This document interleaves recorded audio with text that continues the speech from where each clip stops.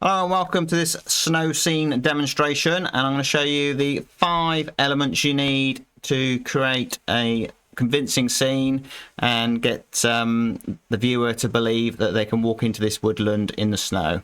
So stick around and hopefully you'll find all the information you need to paint your own. Don't forget to like and subscribe. Let's go. So I started with an accurate drawing, and I've been encouraging my members to do that more and more, whether it's learn to draw or to trace, because it's the skeleton and the backbone of your painting. So first of all, values. We're going to talk about 5 elements here, and I found these to be the 5 elements in everything I do: drawing, painting, and whether it's watercolors or oils. So the tonal values, that's how we see the painting basically. That if we painted this just in, say, black, grey and white, if the values are right, it's going to read as a snow scene. It's not the colours. However, colours will play a part, which we'll talk about later in this demonstration.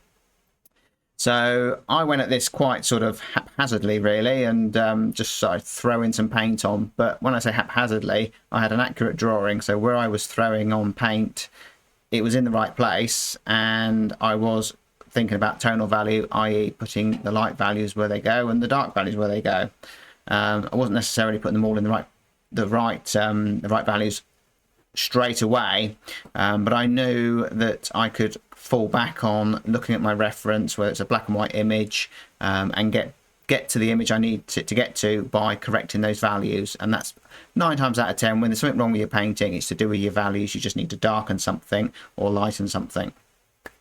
So color temperature is a big one here for snow scenes, and we've done a lot of snow scenes on my website membership this year in watercolors and oils, and that's what they rely on heavily, that to get that effect of the snow.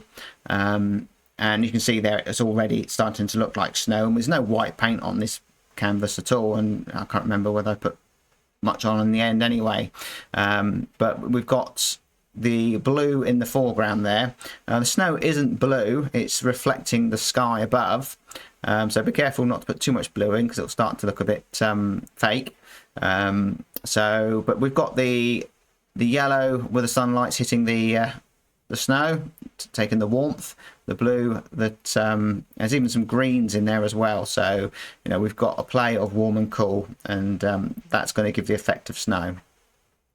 So I'm doing my best to experiment as well. I try to keep these demonstrations fun for members and for myself, because it can be quite laborious just copy photos.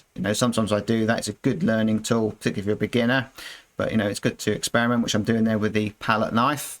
I went probably a little bit crazy with the palette knife, but that's just learning a new tool. I've not used it a great deal, but again, as long as you know these elements that you need to have in a painting, you can look and see what's missing. So you can see there that putting the cool temperature on there has really started now to give it that winter effect. So edges just popped up there. That's a biggie, and that's one thing I came to the conclusion when I got fairly reasonable at painting, but my paintings did not look like I wanted them to look like, and I couldn't see why. I've got the right values, I've got the right tonal color, the right temperatures, and my drawing is accurate, but they still didn't look like master paintings that I was being inspired by, and it was because of the edges. I had hard edges everywhere. So you need to be conscious of where you want those soft edges, where you want the hard edges. So obviously off in the distance, perhaps the softer edges, the harder edges around the focal points, also perhaps more areas of contrast. The tree in the foreground there is currently the focal point, because we've got the dark against the light, and also strong warm against cool and hard edges. So it's starting to come together now, the painting, and it went through that awkward stage where it looked a bit of a mess, and all paintings do that, so you just got to stick with it. But just have in your arsenal those tools that we've talked about so far, and the details come at the very end. And you don't need as many as you think, and that's something I've noticed in my sketchbook, that which I've been doing recently, that the drawings where I perhaps have less details in and just go for the overall feel of what I'm trying to draw, they look so much more artistic and nicer and interesting to look at than the ones I try to be really detailed on. So less is more, definitely. So the final one, which is basically you need the first 4 to create it, which is connection, and that was a big one for me in watercolors. Why? To paint loose watercolors, I was missing connection in my paintings, and that was connecting up the shapes, and that's to do with edges and so on. It's exactly the same in oils, but I suppose I noticed it in my watercolors, and I brought that over to my oil paintings, that you want the viewer to look at the painting and then be able to sort of step into the painting, and it's all of that, what we've just done, 1 to 5, that does all of that. If you'd like to paint along with me on a live stream, you can join me on tier 2 or tier 1 of my website. If you want to watch all the videos with the reference images, tier 2's the place to be. And there's lots of regular demos weekly covering a wide range of subjects, and this one's on there, the full demo, where I'm talking as I'm doing the painting with the palette, everything showing. So you know, it's quite a good fun painting to have a go at that one. So the link's in the description for that.